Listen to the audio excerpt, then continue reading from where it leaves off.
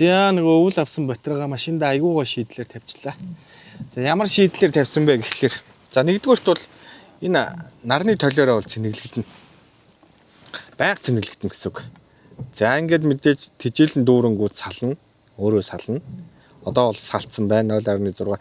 Дээрээс нөгөө бүрхүү бага болохоор нөгөө салцсан л байна л та. 1 ватт мат гэсэн. За ямар ч үсэн ингээд нарны толиороо бол тэр хойдлын батарейгаа цэнэглэнэ.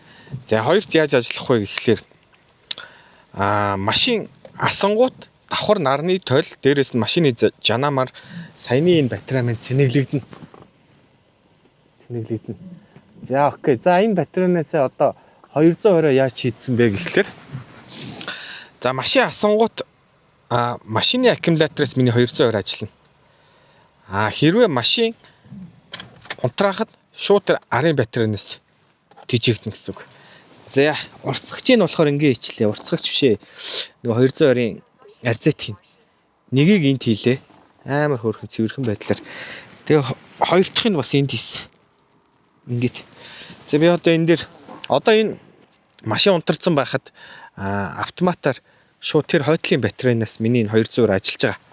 За одоо би энэ дээр ингээд утасны цэнэглэгч өгөөд за энэ дээр утсаа залгачихъя. За ингээд залгангууд ингээд цэнэглээд эхэлж байгаа. За энэ давхар бас толиороо цэнийг авж байгаа. За ингээд ирэнгүүт ерөнхийдөө би сая 2-3 өдөр ажиглалаа. Тэгсэн чинь Starlink Mini-г бол бараг 40 цаг ажиллуулахаар байна саяны батарей.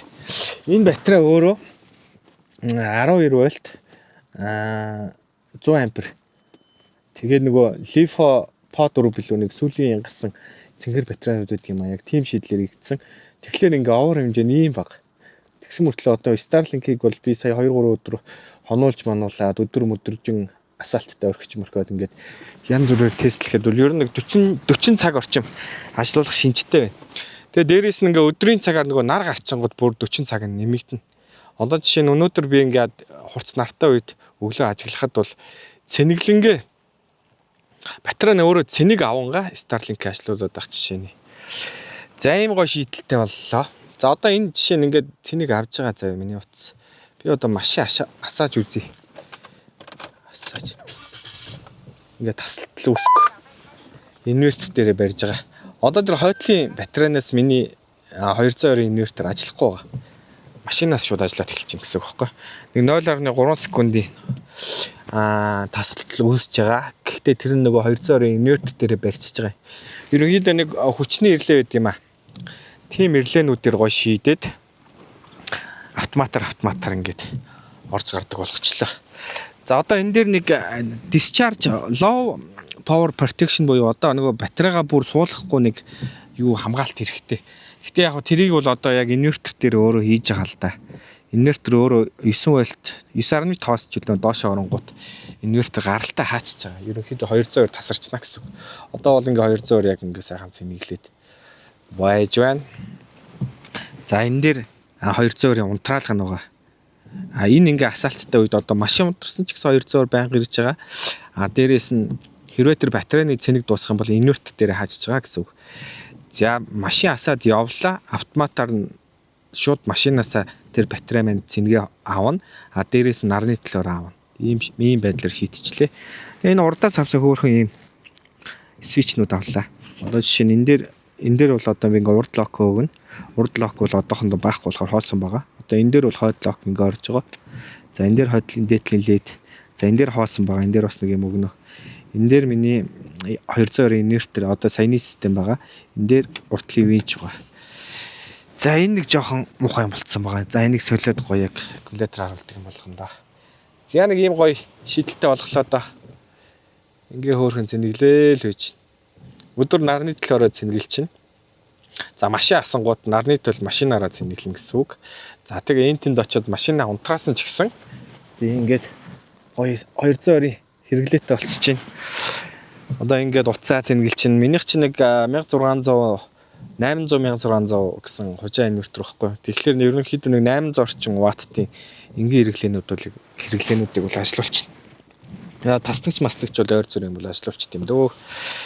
За би хойдлын батарейг таад гарч хальт харуулъя. Би сайныг. За би энэ батарейг өглөө юу басан байгаа. Дан нарны толиор нь ажилуулад байгаа юм. Машинаас цэнгэлэхгүй. Тэгээд одоо хүчтэл нь 12.6. Би өглөө машина одоо 100% цэнэгтэй байна. Өглөө машина 9 цагт асаагаад тэгээд Starlink-ийг ажилуулад тэгээд тэр чигээр нь сая орой 5-6 хүртэл ажилуулсан байна. Гэхдээ энэ нөгөө нараараа цэнэглэгдээд өөрөө ингээд цэнгэн дүүрсэн байна. 100 ампер 12 вольтын. За энэ бол яг нөгөө машин асангууд энэ батарейг цэнэглэх ёстой. Капл нэний. Ингээд эндээс нэг иймэрхүү байдлаар ингэж оруулж ирээд ингэж шийдчихлээ. За энэ улаан каплыг харин нэг дараа солио доо нэг хар марангутай болох юм уу. За ийм хөөрхөн шийдэлтэй боллоо доо. Би толиороо хэр цэнийг авах нь гэсэн чинь Starlink ажилуулад ахад өөрөө энэ батарей цэнийг авч байна. Тэгэхээр эн чи одоо баг толгүй 10 гаруй цаг ажиллах хэрэгтэй. Бишээ 40 гаруй цаг ажиллах хэрэгтэй. Хэрвээ ингээд толны хүчтэл орж ирээд нартай өдрүүд байх юм бол ерөөсөө интернет огт тасрахгүй болчихж байгаа. 200-аар ингээд ерөнхийдөө машин байнгын байж байна гэсэн. За би одоо машина унтрааж үзвэл энэ ингээд цэнийг авч байгаа тий. Машина унтраачлаа. Огт таслалт үүсэхгүй. Тэгээ энд унтраалгана. Энийг хөөрхөн цоолж жагаад урдаас бас нэг ийм юм авлаа л да. Захиж аваад нэг иймэрхүү байдлаар одоо ингээд байнга интернеттэй машин боллоо. Энэ айгуу гоо шийдэл биш шүү, Gemini-т. Ер нь ямар ч машинд болно л доо. Яг гоо энэ нөгөө батарей нь өөрөө хөөрхөн авсаарах мөртлөө чадал өндөртөө батарей байхгүй. Тэгэхээр дээрээ би хоёр толныхоо нэгийг авцсан. Энэ нэг 55-60 ваттын л тойл ажиллаж байгаа. За ийм хөөрхөн боллоо да. За энийг бас ингээ асаалттай өргөч дөө.